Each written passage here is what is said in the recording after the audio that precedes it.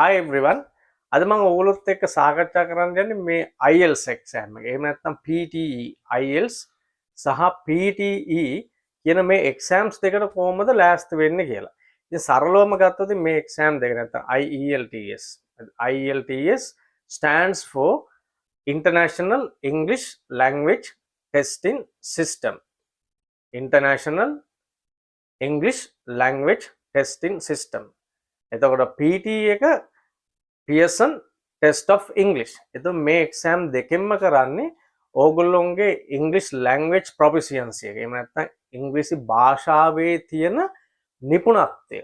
මේ නිපුණත්වය බලන එක තමයි මේ exams දෙකෙන් කරන්නේ. එතකොට මේ exam දෙක ගොඩ දාගන්න නම් අපි සරලවම ගත්තොත් මේ exam දෙක ගොඩ දාගන්න නම් ඕගොල්ලෝ ඒ කියන්නේ අදහසක් තියෙනවා නම් මෙතන මාස 6කින් එහෙම නැත්නම් අවුරුද්දකින් අවුරුදු දෙකකින් වගේ මේ එක්සෑම් එක කරලා පිට රටකට යන්න. විශේෂයෙන්ම අපි මේ IELTS නැත්නම් PT එක්සෑම්ස් කරන්නේ ඉංග්ලිෂ් ස්පීකින් කන්ට්‍රි එකකට ඕගොල්ලෝ ස්ටුඩන්ට් කෙනෙක් වශයෙන්. එහෙම නැත්නම් ස්කිල් මයිග්‍රන්ට් කෙනෙක්. එහෙම නැත්නම් යම්කිසි හැකියාවක් තියෙන කෙනෙක් හැටියට උදාහරණයක් විදිහට කාපෙන්ටර් කෙනෙක් වෙන්න පුළුවන්, මේෂන් කෙනෙක් වෙන්න පුළුවන්, ඩොක්ටර් කෙනෙක් වෙන්න පුළුවන්. මේ වගේ ප්‍රොෆෙෂනල් ජොබ් එකකට යන්න අවශ්‍ය නම් මේ ඉංග්‍රිෂ් ස්පීකින් කන්ට්‍රි එකට විශේෂයෙන්ම කැනඩා, ඕස්ට්‍රේලියා, නිව්සීලන්ත, UK වගේ මේ ප්‍රධාන රටවල් වලට යන්න අනිවාර්යයෙන්ම IELTS එහෙම නැත්නම් PT එක්සෑම් එක ඕන වෙනවා. විශේෂයෙන්ම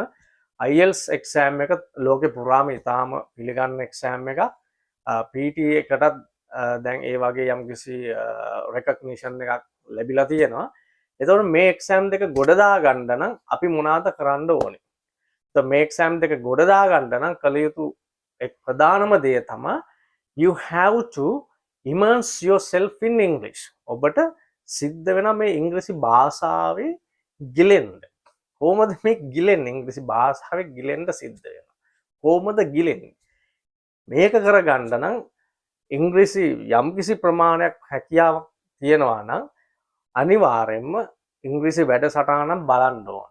රේඩියෝ එකට අහුම්කම් දෙන්න ඕනේ. අද කාලේ ගොඩක් ගෙවල් වල රේඩියෝස් නැහැ. නමුත් මොබයිල් ෆෝන් එකේ රේඩියෝ එක තියෙනවා. නැත්නම් අපි රේඩියෝ ඇප් එකක් ඉන්ස්ටෝල් කරගන්න පුළුවන්. මේ වගේ ඉන්ස්ටෝල් කරගෙන අපි try එකක් දෙන්න ඕන මේ listening හදාගන්න. ඒතකොට listening හදාගන්න නම් අනිවාර්යයෙන්ම ඉංග්‍රීසි වැඩසටහන් බලන්න වෙනවා. මේ ඉංග්‍රීසි වැඩසටහන් බලද්දී විශේෂයෙන්ම හොඳයි BBC වගේ රේඩියෝ එකක් අහනවා නම් එහෙම නැත්නම් ලංකාවේ ගත්තොත් Gold FM එහෙම නැත්නම් Yes FM වගේ channel එකකට අහුම්කම් දෙන එක ඉතාම වටිනවා. නැත්නම් මේ වගේ channel එකකට අහුම්කම් දුන්නාම අපිට පුළුවන් වෙනවා මේ listening හදාගන්න. ඒතකොට listening හදාගන්න නම් අනිවාර්යයෙන්ම මේ channel එකකට එහෙම නැත්නම් English podcast එකක් දැන් අද ගොඩක් digital world එකේ මේ ඉංග්‍රීසි පොඩ්කාස්ට් තියෙනවා. එහෙම නැත්නම් යම්කිසි දැන් අපිට බුක් එකක් හරි කමන්නේ ඒක ඔඩියෝ ෆෝමැට් එකෙන් අපිට අහන්න පුළුවන්. මේ අහලා කන හුරු කරගන්න ඕන විශේෂයෙන්ම මේ ලිස්නින් ටෙස්ට් එක ගොඩ දාගන්න.